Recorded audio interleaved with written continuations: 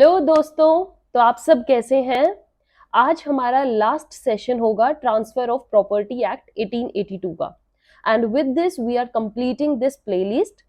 Next time we are coming with next law which is very very important, that is specific relief act. तो आप उसके लिए अपना preparation अभी से ही स्टार्ट कर दीजिए.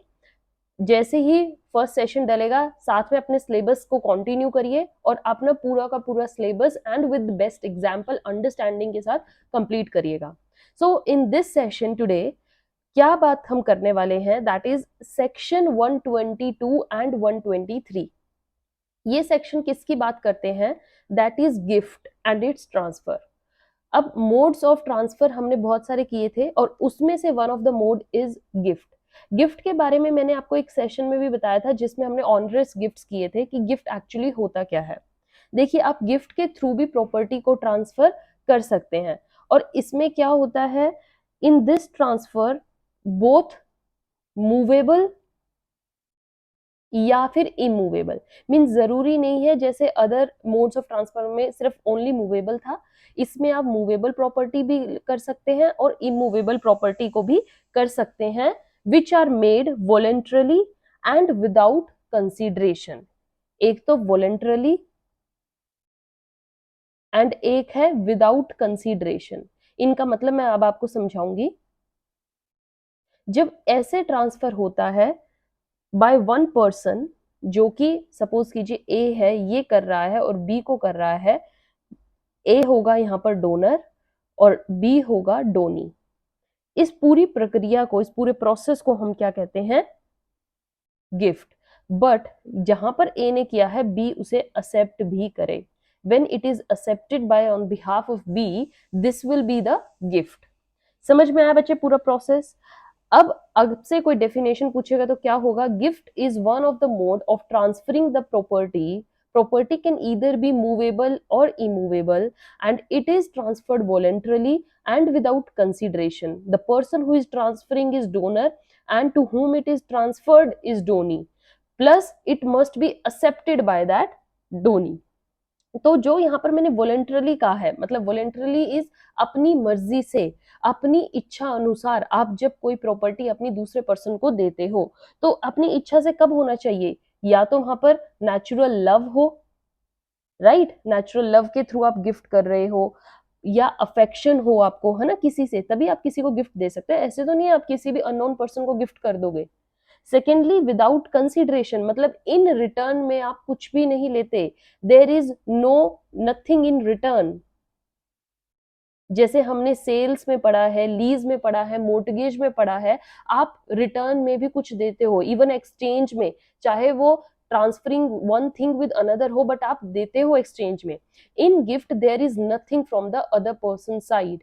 It's just a one party system. एक पार्टी ही देगी जो कुछ देगी, दूसरे पर्सन को तो जस्ट एक्सेप्ट करना है. So easy thing. तो आज हम इसमें भी समझने वाले हैं कि इसके थ्रू भी ट्रांसफर होता है.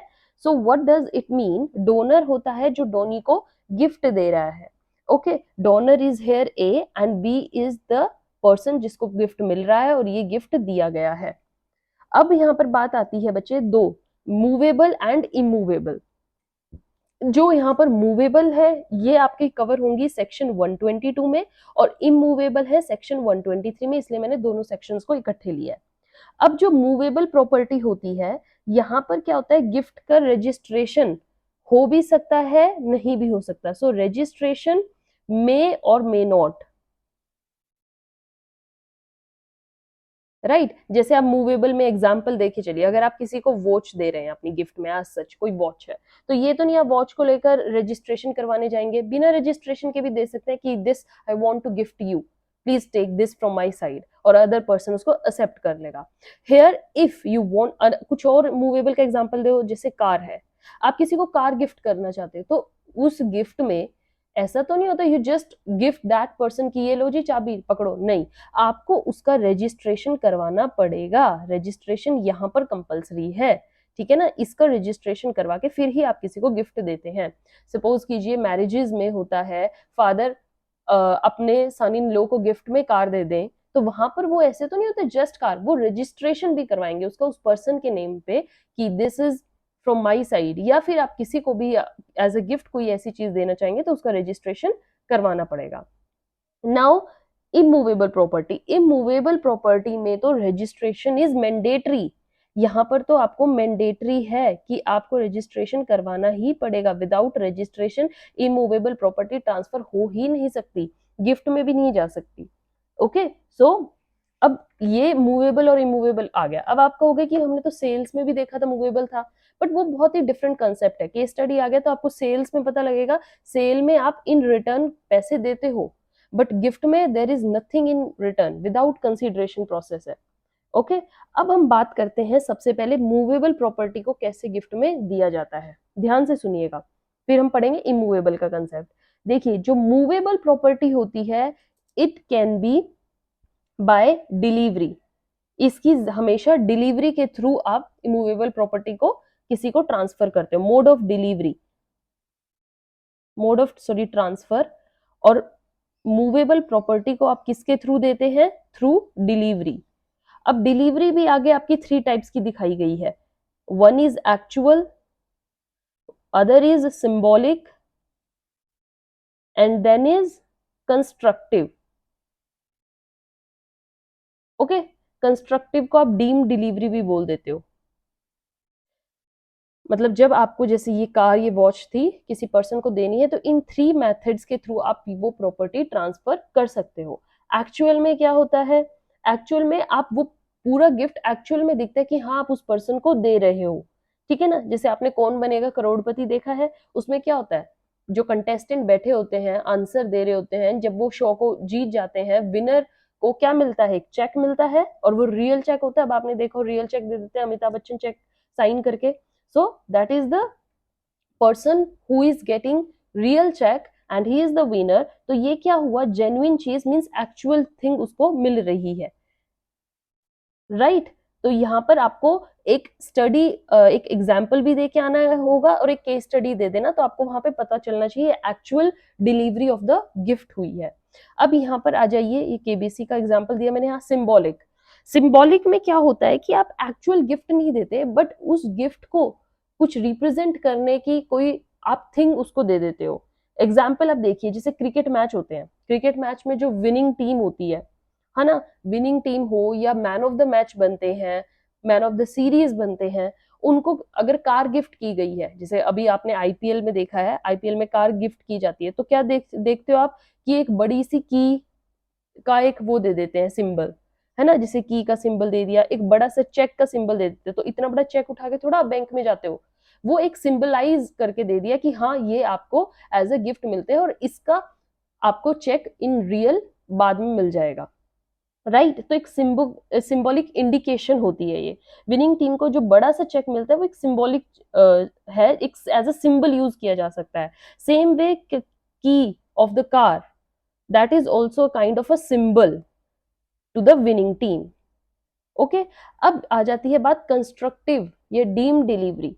कंस्ट्रक्टिव या डीम डिलीवरी क्या होती है बच्चे?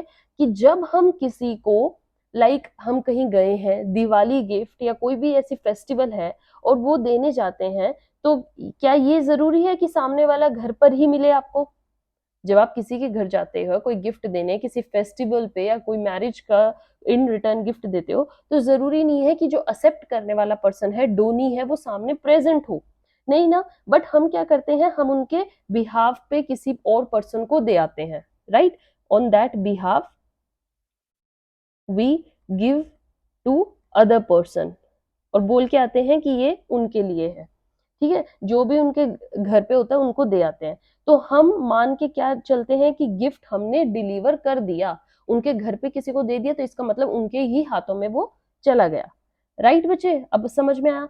अब एक चीज जो बहुत ही आपको समझने वाली है वो क्या है, दैट गिफ्ट जब तक एक्सेप्ट नहीं होता तब तक वो वैलिड नहीं माना जाता है।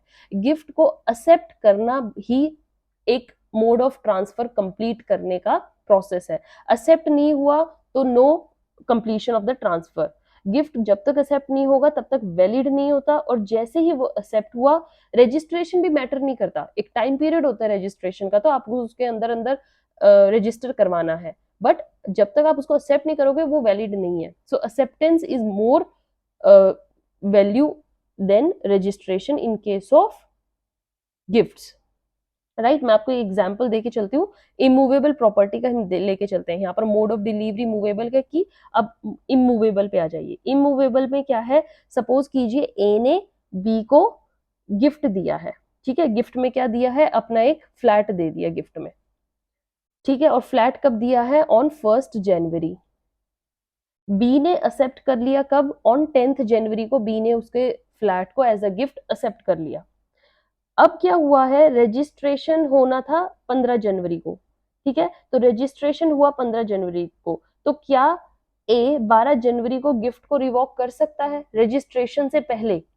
अगर रजिस्ट्रेशन 15 को होना है, 10 को बाय चांस वो एक्सेप्ट कर ले और 12 को कह दे नहीं नहीं अपना गिफ्ट वापस रखो, मुझे आपका गिफ्ट नहीं चाहिए, तो कैन ही डू सो?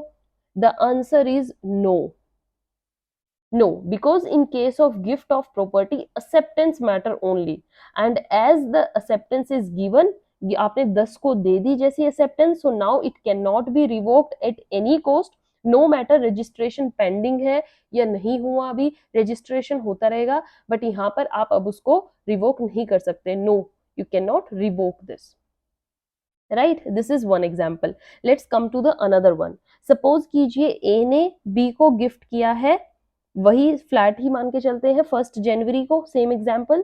10 को वो रजिस्टर होना है, 10 तारीख को रजिस्टर होना है, ठीक है। 10 को वो रजिस्टर हो गया और आपने एक्सेप्टेंस बाय चांस दे दी है 20 को, 20 को आपने एक्सेप्ट किया है फाइनली, रजिस्ट्रेशन पहले ही होगी, आपने फाइनली बोला हाँ मैं इसे एक्सेप्ट करता हूँ 20 को। क्या 15 को आप गिफ्ट को रिवोक कर सकते हो? इन बिटवीन 10 to 20 आप रिवोक कर सकते थे, मतलब कर सकते थे। Your answer is here, yes, you can do so, क्योंकि acceptance is here what matters। बेशक रजिस्टर भी हो गया हो, that doesn't matter, रजिस्टर के बाद भी आप रिवोक कर सकते हो, but before acceptance।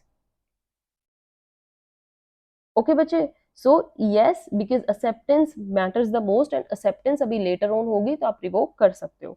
सेम एक और हम एग्जांपल देखते हैं। सपोज कीजिए ए की प्रॉपर्टी है, ठीक है, ये ए की एक प्रॉपर्टी है, ठीक है, और उसे ये 2 पर्सन को गिफ्ट करनी है।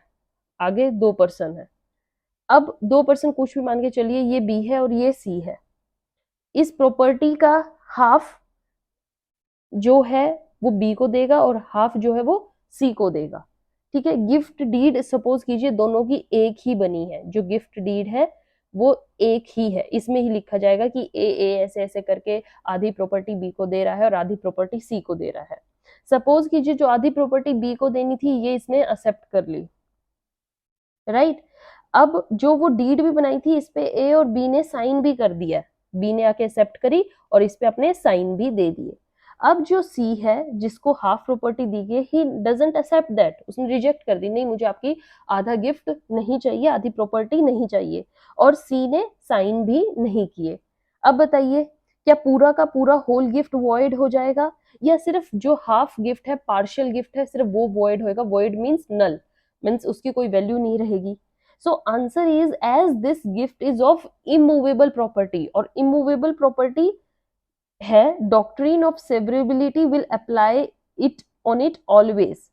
Severability, doctrine of severability, severability मैंने आपको बताया था जिसमें आप अलग कर सकते हैं, तो यहाँ पर साफ है हाफ प्रॉपर्टी को हाफ प्रॉपर्टी से आप अलग कर सकते हो, दीवार डाल के दीवार कर सकते हो, फेंसिंग कर सकते हो, so easy. So immovable property में सेवरेबिलिटी का डॉक्ट्रिन चलता ही है। So A have to give जो ये हाफ प्रॉपर्टी है to B who has accepted this, and one who hasn't accepted this, gift उसकी साइड से नल हो जाएगा। सो पूरा का पूरा नल नहीं होगा, whole is not void, only the part which is given to C, that gift is void। so this is a partial gift, मतलब कि हम गिफ्ट के अंदर पार्शियल गिफ्ट्स भी कर सकते हैं। पार्शियल गिफ्ट का भी एक आप मान के चलिए इसके अंदर आता है सिलेबस में।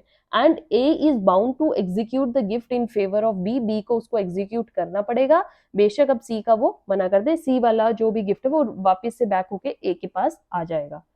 So this is the whole process how you can transfer your property through the mode of gift, and what are the things movable and immovable को कैसे आप ट्रांसफर कर सकते हो, मूवेबल में कैसे डिलीवरी होती है, कैसा मोड ऑफ ट्रांसफर होता है, इमूवेबल में रजिस्ट्रेशन होती है तो क्या होता है, पार्शियल गिफ्ट क्या होता है. So I hope you understood this session as well as the whole syllabus we have done till now. Transfer of property act का मैंने आपका मेजरली सारा सिलेबस एक तरीके से कर ही दिया है. जो मेजर टॉपिक्स हमने वो डिस्कस कर लिए हैं. स्टिल अगर आपको किसी भी सेक्शन में या किसी भी टॉपिक में कोई भी प्रॉब्लम है, comment below. I will make separate session for that. And till then keep reading, keep studying, and stay tuned for the next playlist that is going to come very soon. Thank you.